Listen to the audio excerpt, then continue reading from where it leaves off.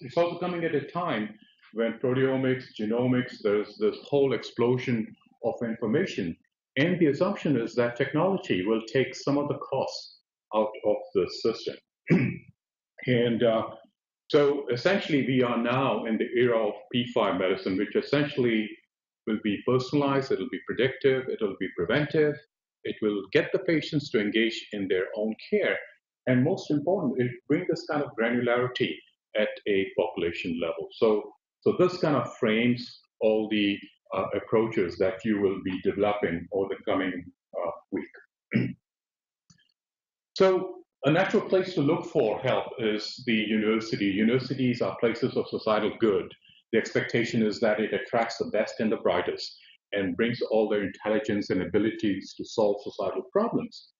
The challenge is the universities are also medieval structures. They're highly siloed, and they worship kind of disciplinary purity, something that you face firsthand in your own places. So one of the goals of this institute is to kind of create these transdisciplinary connections. And it doesn't have to be within your own university. It can be outside of your university. That's why we bring the best and brightest from across. And this will be your own dense social network.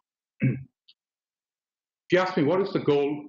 The goal of our institute is actually to create T-shaped scholars. Let me explain that. By virtue of your training, you have very deep expertise in what you do. What we will be doing is essentially helping you develop these kind of cross-domain skills and attitudes that are very, very essential for the team science that is required to kind of address this huge societal problems.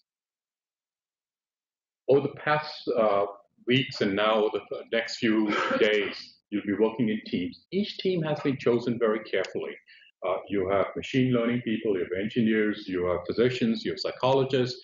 Each of you will bring different perspectives. And hopefully each of you are respectful of the other domain and are listening.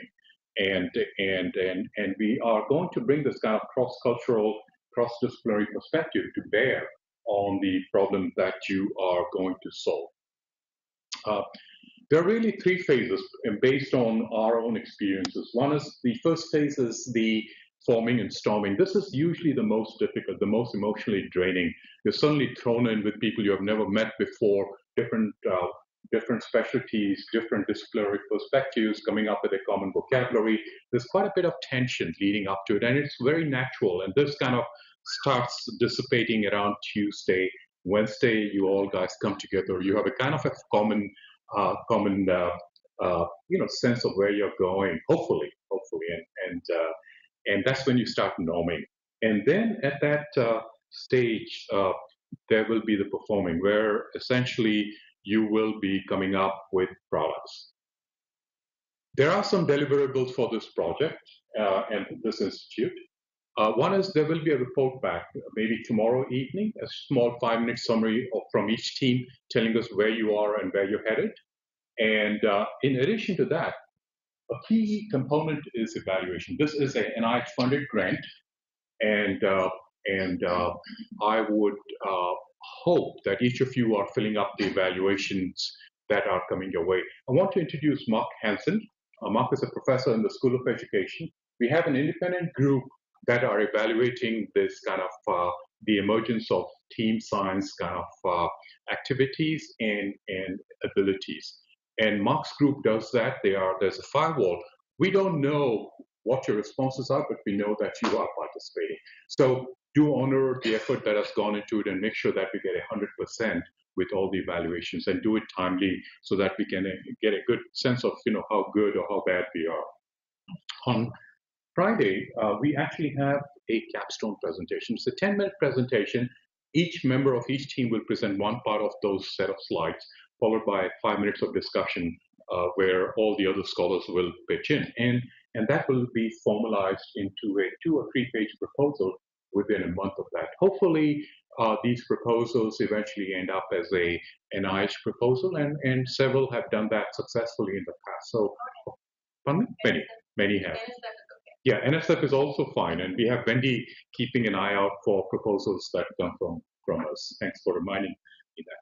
So what we do essentially is we use a blended learning model, and from in the morning we will have talks by different speakers, thought leaders, and that will kind of cover the entire ecosystem of mHealth, from data collection to analytics to experimental designs to ethics and everything in between.